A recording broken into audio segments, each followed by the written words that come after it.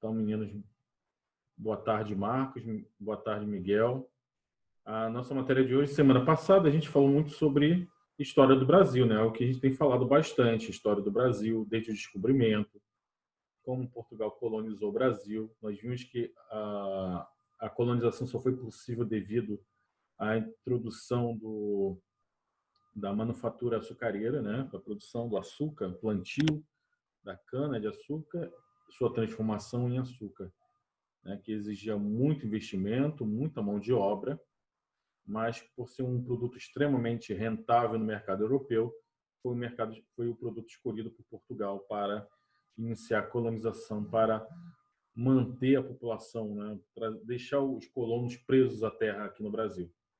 Na falta de mão de obra, né, primeiramente se utilizou o indígena, que não se adaptou por N motivos. Na escola, antigamente, se ensinava que o índio brasileiro, por ser indolente, até mesmo fraco, não se adequou ao trabalho na lavoura, né? Isso é uma visão muito preconceituosa. E como Portugal não tinha população nativa, né? O próprio Portugal tinha uma população pequena e não tinha dinheiro para bancar o assentamento de colonos, né?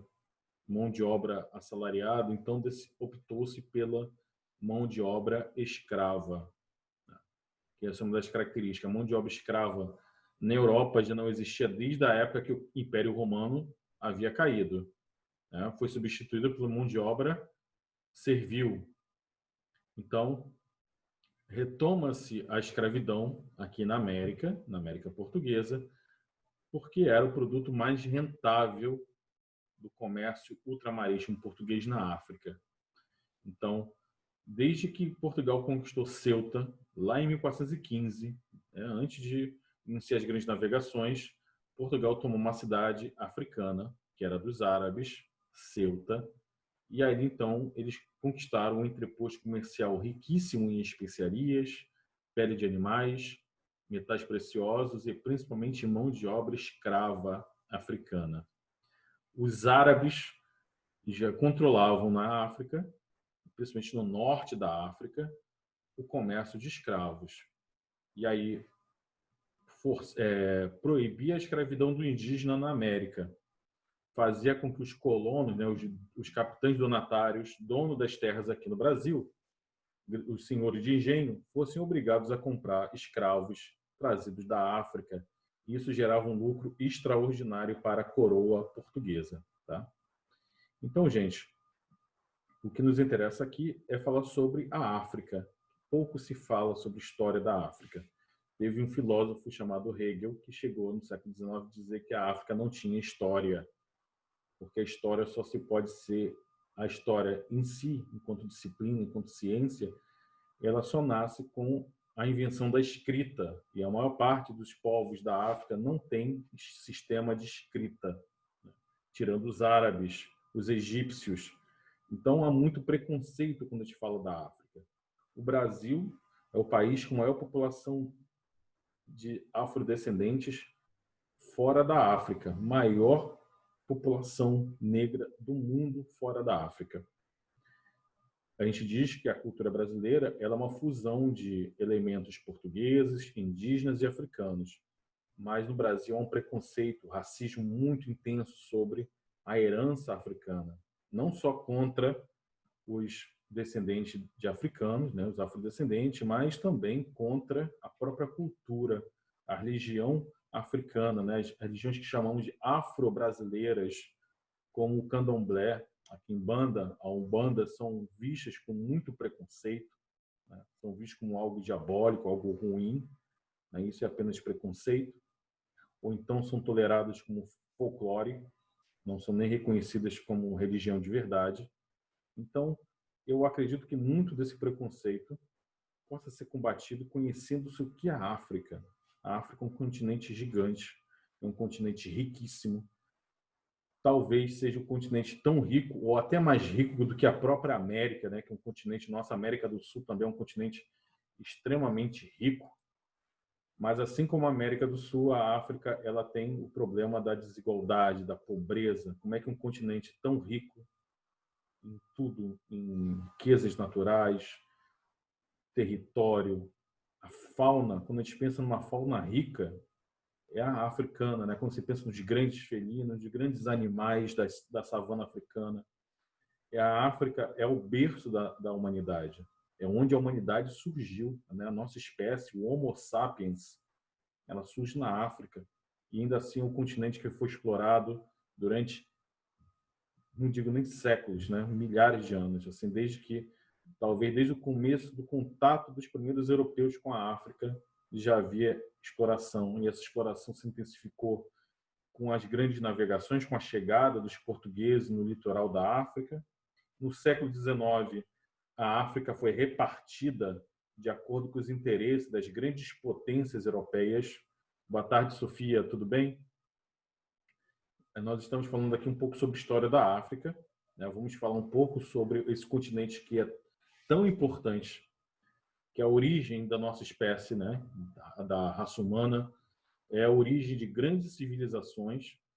As pessoas têm tanto preconceito com a África que esquecem que uma das maiores civilizações da antiguidade, o Egito, da época dos faraós, a única maravilha do mundo antigo ainda de pé, que são as pirâmides, a pirâmide de Gizé, entre outras fabulosas construções como templos, como a própria esfinge, né? Toda a riqueza da cultura egípcia, a gente esquece que o Egito está na África e que a África, as pessoas quando olham a África veem somente pobreza, doença, guerras civis, mas vamos tentar ver o outro lado da África também, um passado riquíssimo em cultura. Então, primeiro de tudo, a África, né, ela está localizada na região tropical totalmente, né, o continente todo está na região tropical, então uma parte do seu clima é quente, né, em algumas regiões você tem florestas, densas florestas, no estilo da Amazônia, né, florestas tropicais, como os americanos chamam, os ingleses chamam rainforest, né, aquelas florestas densas, como do tipo da Mata Atlântica ou da Floresta Amazônica. Não devemos esquecer de que, no passado, há milhões de anos atrás, a América e a África compunham uma única coisa, né? Por isso se parecem tanto geologicamente. Mas você tem a savana, onde surgiu a nossa espécie, provavelmente foi na savana africana, lar dos grandes animais, girafas, elefantes, os grandes felinos. Fala-se muito da riqueza da África. O maior produtor de diamantes, de ouro, as maiores minas de ouro. Parece que sempre foi visto pelos europeus como um continente onde você podia chegar e tomar a riqueza. Bastasse chegar e arrancar essa riqueza. Mas a maior riqueza de qualquer continente é sempre a sua população, o seu povo. E ele sempre foi desprezado, sempre foi explorado, massacrado. Então, o que é a África? A África, humanamente falando, a gente divide mais ou menos, isso é uma coisa meio arbitrária, tá? Mas a gente vai utilizar isso aqui meio que para a gente entender um pouco melhor a África. A gente pode dividir a África em duas partes, tá? É claro que existem outras diferenças, mas no caso da cultura, a gente chama de Maghreb, o norte da África, porque na parte norte da África, costeada pelo Mar Mediterrâneo, e tem, é claro, a parte do Atlântico, nós temos o Maghreb, né, que é a costa mediterrânea do norte da África.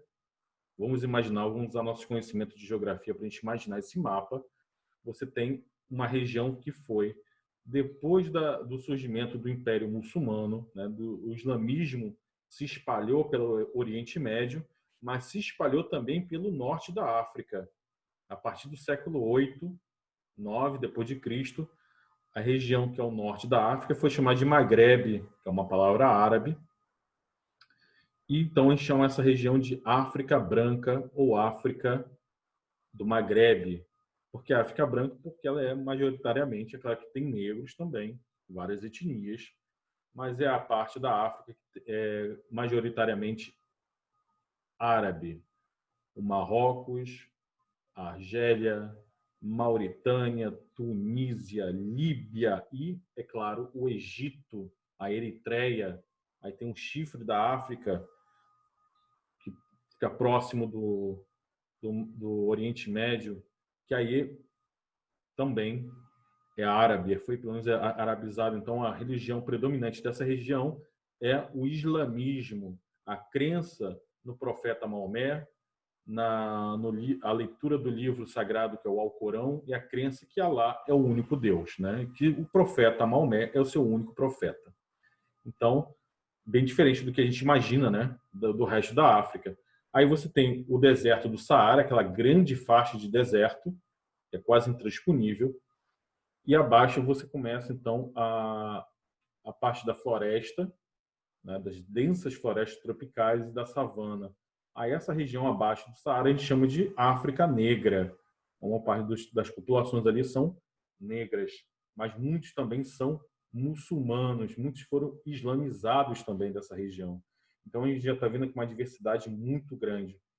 Mas então, a gente pode ir falando novamente sobre a religião predominante da África. Eu falei que a influência da religião aqui no Brasil acontece o chamado sincretismo religioso, onde muito das religiões que vieram da África, os cultos que vieram com os escravizados para a América, se mesclaram com conceitos santos e crenças da Igreja Católica. Isso é um traço do nosso povo, de misturar a cultura. E a religião não foi diferente. Mas que religião é essa que veio da África, né? O candomblé e a Umbanda são tipicamente do Brasil, mas é uma abrasileiração do que veio da África. Na África, então, há uma parte desses povos da África Negra que não foram islamizados, não se foram convertidos ao islamismo. Eles acreditam que as forças da natureza, elas são divinas, ou então que seus antepassados, que através de vários rituais, eles conseguem então contatar os seus antepassados, né? E esses espíritos da natureza, e que recebem, então, uma personalidade mais humana, chamaremos, então, de orixás. É um termo que muita gente conhece, né? Porque coincide com os orixás daqui também, que vieram, então, da África. Então, todos os elementos, como cachoeiras, o vento, o oceano, as matas, o fogo, são relacionados, então, a esses orixás. Então, é uma religião que busca uma harmonia com a natureza, uma harmonia com seus antepassados.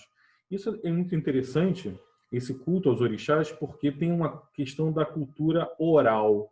Lembra que eu falei no começo da aula que para o Hegel, que era um filósofo alemão, né, ele estava equivocado, ele dizia que a África não tinha história. Ele esquece que os egípcios tinham, é claro, uma história riquíssima, que só foi decifrada no século XIX, né? Decifrar, que dizia, hieróglifos, toda aquela literatura, toda aquela escrita que era totalmente alienígena para os europeus, no século XIX foi decifrado. Mas e os povos que não têm escrita? Como é que eles registram a sua história, o seu passado? Eles registram através da tradição oral. Então, é muito comum nessas populações africanas você ter a figura de uma pessoa mais velha, um sábio, que ele, então, ele sabe de memória tudo aquilo que aconteceu nos tempos passados. E isso foi passado a ele oralmente. Então, desde pequeno, essa pessoa recebe um treinamento onde ela tem que ficar memorizando canções, histórias, geralmente histórias cantadas, né? Porque a melodia ajuda a memorizar essas lendas, essas narrativas, esses personagens do passado. Então é muito importante essa oralidade. Hoje em dia, na historiografia moderna, muitos historiadores dão muita importância à história oral, não só na África, mas aqui no Brasil, na América, no mundo todo, né? Perguntar para as pessoas mais antigas que carregam essa sabedoria ancestral. E é impressionante como, durante milhares de anos, então, essas histórias estão sendo narradas de pai para filho, né? Então, e as famílias, né? Como é que é uma família? A gente está falando aqui de vários povos muito diferentes uns dos outros, mas algumas sociedades, as famílias são chamadas matriarcais, ou seja, você tem como chefe da tribo uma mulher. Outras você tem sociedades mais patriarcais, que aí é estilo o Ocidente, né? Que aqui no Brasil, na nossa cultura ocidental, geralmente os homens têm mais poder que as mulheres. Mas em algumas sociedades africanas, quem detém o poder de mando, de organização, de autoridade são mulheres. E, é claro, tem o caso da poligamia. Em regiões onde a população feminina é maior do que a masculina, é muito comum que um homem tenha várias esposas, né? Tenham famílias muito grandes. É um pouco diferente da nossa cultura. Então, gente, na tradição oral, nós temos o que eu falei para vocês, os griotes. O griote, então, era o cara que narrava as histórias, aprendia e memorizava essas canções, essas histórias. Gente, tudo bem até aqui? Será que eu estou me alongando muito? Tranquilo? Qualquer coisa vocês perguntem, tá? Então, além do Egito, a gente fala muito do Egito, né? A grande civilização da África é o Egito, com as suas grandes construções, as suas obras de irrigação, né? Abrindo canais pelo deserto para levar a água do rio Nilo, construindo barreiras para evitar a inundação. É claro que a pirâmide até hoje, né? Tem alguns que não acreditam, que eu acho que até que são o maluco do Elon Musk, né, o presidente da Tesla, com seus carros movidos a bateria, disse que foram os alienígenas que construíram as pirâmides. Preconceito, racismo da parte dele. Muita gente fala isso, mas é motivada mais por racismo. Não acredita que um povo antigo, que não seja europeu, fosse incapaz de construir algo tão grandioso. Parece que somente os homens brancos, europeus ou americanos da atualidade podem fazer construções tão fantásticas. Não, isso é uma coisa que a humanidade sempre conquistou, com muito esforço. Então, vamos falar de alguns reinos aqui que quase não são falados. A gente só fala do Egito, mas temos, olha, o reino de Gana, o reino do Mali e o reino do Songhai. Esses reinos aqui são basicamente da Idade Média, né? Então, antes da chegada dos europeus, né, com a chegada dos portugueses, primeiramente, e no século XIX com outros povos também, como ingleses, franceses, alemães, italianos, belgas, holandeses, nós temos aqui, então, reinos que ligavam toda a África. A África é muito difícil a comunicação na África. A natureza exuberante da África, ela é tão variada e ela meio que impede a comunicação, e o continente é grande demais. Então, por isso que os portugueses deram a volta no continente africano. É quase impossível você cortar, né, passar por dentro do continente. Tinha que dar a volta mesmo pelo mar. Por quê? Porque, como eu falei, você tem uma variedade muito grande de climas, de vegetação. A maior parte dos rios da África não são tão navegáveis assim. Por exemplo, o rio Nilo, que é o grande rio, né, da África, durante muito tempo se acreditou que fosse o maior rio do planeta, mas hoje se sabe que o rio Amazonas ele é maior em extensão e até mesmo profundidade do que em alguns pontos do que o Nilo, mas durante toda a história se acreditou que fosse o rio Nilo. O rio Nilo ele é navegável durante uma parte. Outras partes não são navegáveis porque tem muitas quedas, muitas cachoeiras. Isso é muito comum na África. Os rios não são tão navegáveis assim.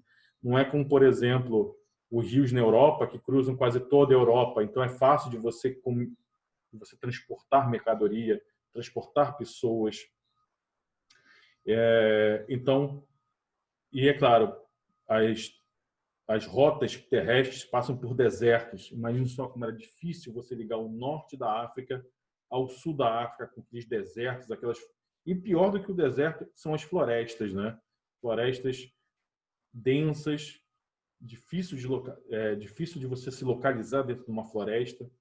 Então, tudo isso convergiu para que a África ficasse meio que isolada em alguns pontos. Mas, por exemplo, esse reino do Gana, onde é hoje o atual Mali e a Mauritânia, eu estou pensando em fazer um trabalho, né? Já que a gente conhece, eu estou falando eu também, né? Como nós conhecemos muito pouco da África, eu vou pensar num trabalho de pesquisa para a gente melhorar aquela notinha, né, da prova, para a gente tentar melhorar. Eu estava pensando em fazer um mapa da África né, para a gente tentar conhecer melhor a África, fazer um trabalho maneiro sobre tentar entender um pouco melhor a África. Então, esse reino do Ghana, você tinha várias rotas comerciais. Ele é mais ou menos na parte oeste, né, da África, do Atlântico, então não tem deserto, só uma faixa de deserto, não tem aquelas florestas densas.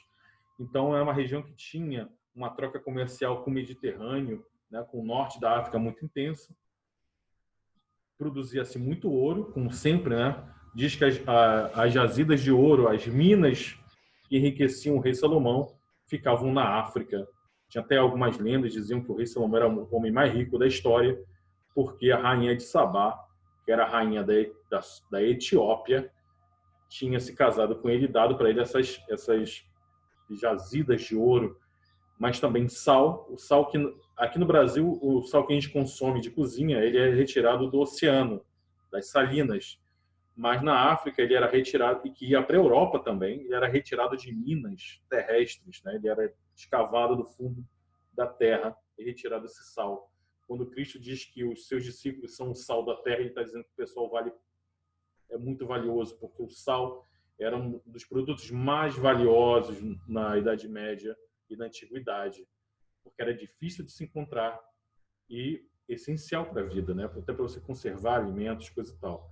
Tanto é que a palavra salário, né, quando você trabalha, você recebe um dinheiro, vem da palavra de sal. Salário, sal.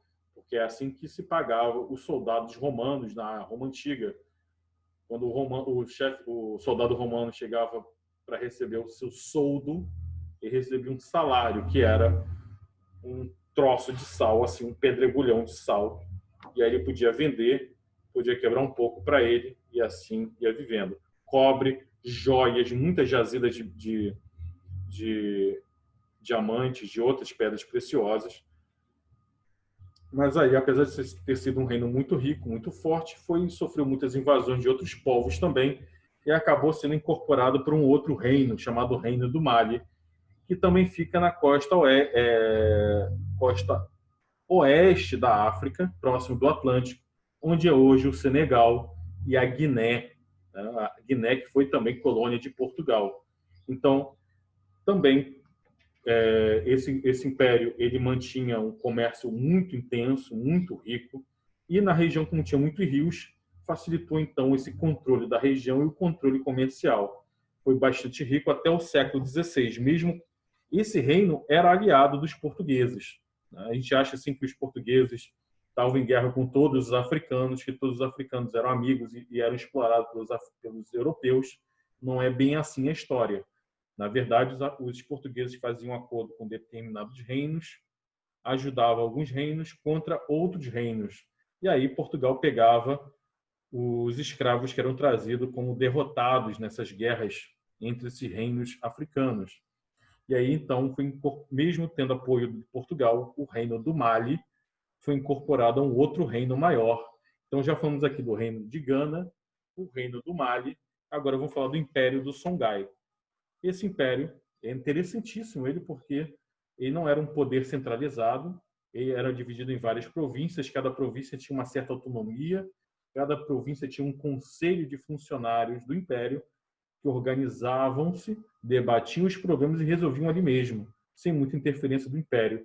Na capital do império deles, era uma capital comercial muito rica, eles eram convertidos ao islamismo, e o islamismo, a gente não deve esquecer que o Islã é uma cultura letrada. A religião muçulmana ela é baseada num livro, né, que é o Alcorão.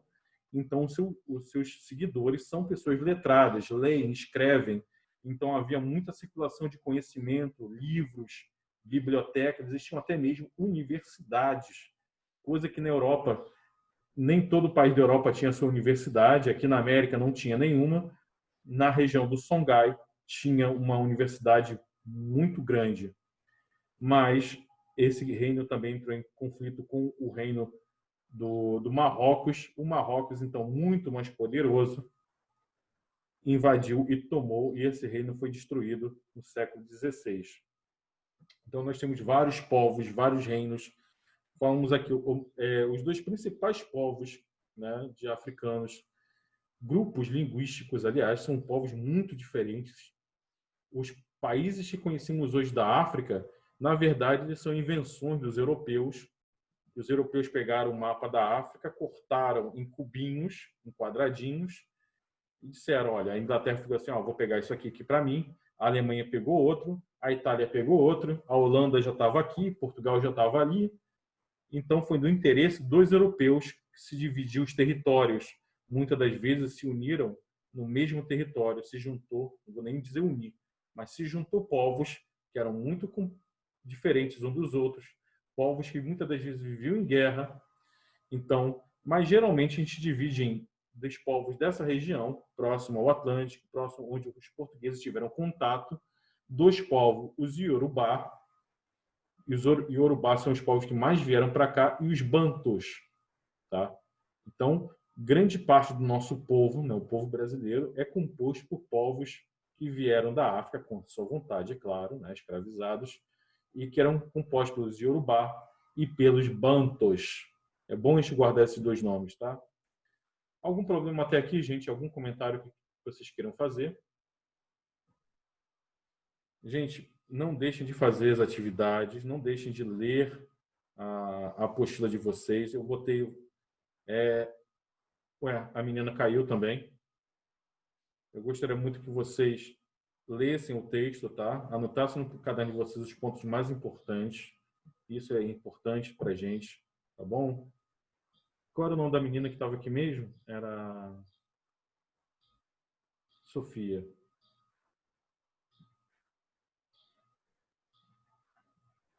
Vou botar aqui.